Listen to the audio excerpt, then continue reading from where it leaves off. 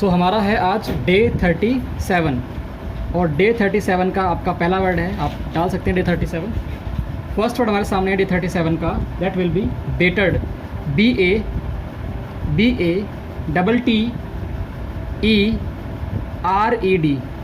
Battered, BATTERED। English में meaning लिखेंगे आप इसका डिस्ट्रॉयड,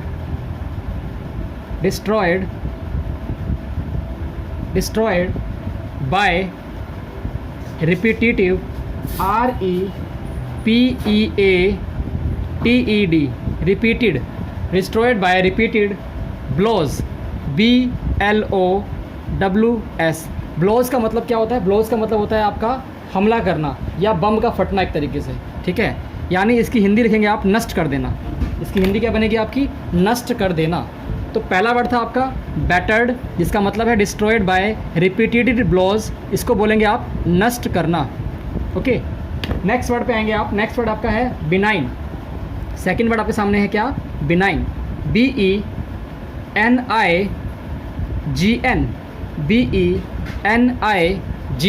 बिनाइन।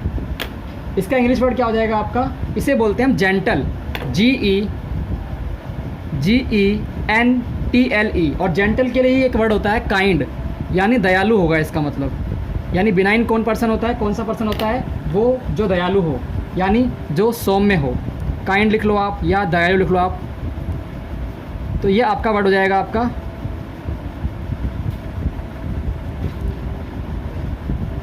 नेक्स्ट वर्ड पे आएंगे आप। थर्ड वर्ड आपके सामने है बिनाइन के बाद। थर्ड वर्ड हमारे सामने हो जाएगा बिरेट, BERATE, बिरेट।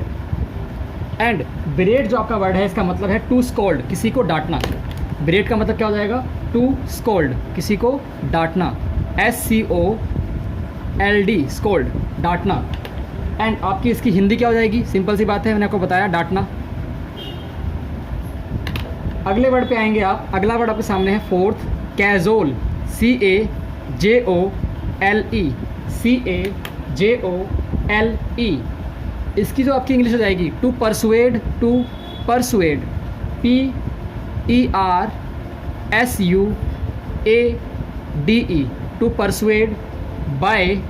To persuade, by flattery, FLATTERY, flattery. तो कैजुअल जो वर्ड है उसका मतलब है किसी को मनाना, चापलूसी करके मनाना, अपनी तरफ आकर्षित करना। तो इसके लिए एक वर्ड होता है हिंदी में, उसे हम बोलते हैं फुसलाना। ओके, फुसलाना। यानी फुसलाना सिर्फ आप छोटे बच्चों के लिए इस्तेमाल नहीं करेंगे। आपको कोई भी अगर तारीफ़ करके अपनी तरफ आकर्षित कर रहा है तो उसे भी हम बोलते हैं कैजुअल करना। ओके, तो ये आपका वर्ड था कैजुअल। अगर हम फिफ्थ वर्ड पे आएंगे आप, तो आप याद कर सकते हैं कैंडिड। पांचवा वर्ड है candid, CANDID, candid, CANDID, candid. और इसकी आपकी इंग्लिश बन जाएगी truthful and straight word. Actual में ये होता है इंसान फ्रैंक, तो लिखेंगे आप truthful, TRUTHFUL, truthful and straight forward, STRAIGHT, straight. फिर आएगा फॉरवर्ड, FORWARD। ये एक ही वर्ड है, स्ट्रेट फॉरवर्ड एक ही वर्ड है, स्ट्रेट फॉरवर्ड।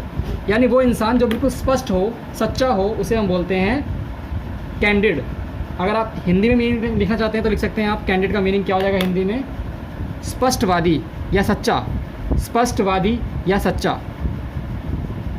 तो ये आपका वर्ड हो जाएगा। कौन सा वर्ड था हमारा? ये फिफ्थ वर्ड था।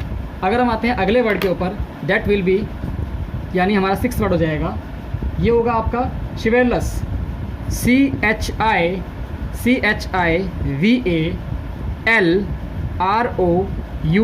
I repeat, CHIVALROUS। इसे पढ़ेंगे आप शिवेरलस। इसका मीनिंग क्या हो जाएगा आपका इंग्लिश में? वो हो जाएगा आपका courteous and Gallant.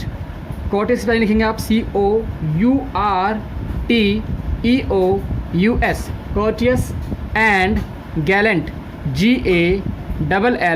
GALLENT, Gallant. इसकी हिंदी क्या हो जाएगी आपकी? इसकी हिंदी हो जाएगी आपकी वीर, जो बहादुर होता है उसके लिए हम वर्ड यूज़ करते हैं शिवेरलस, कोर्टियस एंड गैलेंट। ओके, तो ये वर्ड हो जाएगा आपका वीर, यानी बहादुर भी लिख सकते हैं आप इसके लिए वर्ड हिंदी में। अगर हमारे सेवन्थ वर्ड के ऊपर, वो हमारा हो जाएगा कोक्स, COAXE, इसे आप कोएक्स नहीं पढ़ेंगे, कोक्स पढ़ेंगे इसे आप, COAX। इसकी आपकी इंग्लिश क्या बनेगी? इसकी इंग्लिश बनेगी परसुएड। जो सेम वर्ड आपको मैंने लिखवाया था मीनिंग, वही लिखना होगा आपको इसके अंदर। जो कैजुअल का मीनिंग था, सेम वर्ड यहाँ आ सकता है, टू परसुएड, सेम कॉपी कर सकते हैं आप, टू परसुएड बाय फ्लैटरी, यानी किसी को चापलूसी कर कर फुसलाना। तो यहाँ पे आप हिंदी में वर्ड लिख सकते हैं बहलाना, क्योंकि फुसलाना आप पहले लिख चुके हैं, तो आप यहाँ लिख लीजिए बहलाना, बहलाना। आते हैं हम 8th वर्ड पे। 8th वर्ड हमारे सामने है commotion, COMMOTION, commotion, COMMOTION, commotion. इसका मतलब क्या होता है? इसका मतलब है confused, CONFUSED, confused and noisy, NOISY, noisy, disturbance, confused and noisy disturbance. तो ये आपका वर्ड हो जाएगा इंग्लिश में, यानी आप कह सकते हैं शोरगुल बोलते हैं आप इसे हिंदी में, क्या बोलते हैं? शोरगुल। तो ये आपका वर्ड है शोरगुल। तो हमारे सामने जो है 8 वर्ड हो चुके हैं। हम आते हैं 9th वर्ड के ऊपर, and it will be considerate, CONSIDERATE,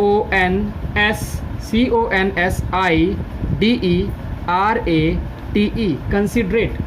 इसकी जो इंग्लिश बनेगी आपकी, वो बनेगी अटेंटिव, यानी जो आपकी बातों को, किसी भी काम को ध्यान से करे, अटेंटिव।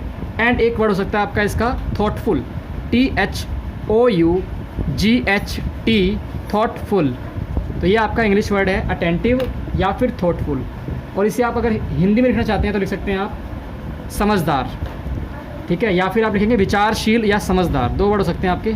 समझदार विल बी अप्रोप्रिएट वर्ड, समझदार। तो ये आपका जो है 9th वर्ड हो गया है। अगर हम आते हैं अगले वर्ड पे, that will B 10th word हमारे सामने हो जाएगा कंटेम्पलेट, CONTEMPLATE,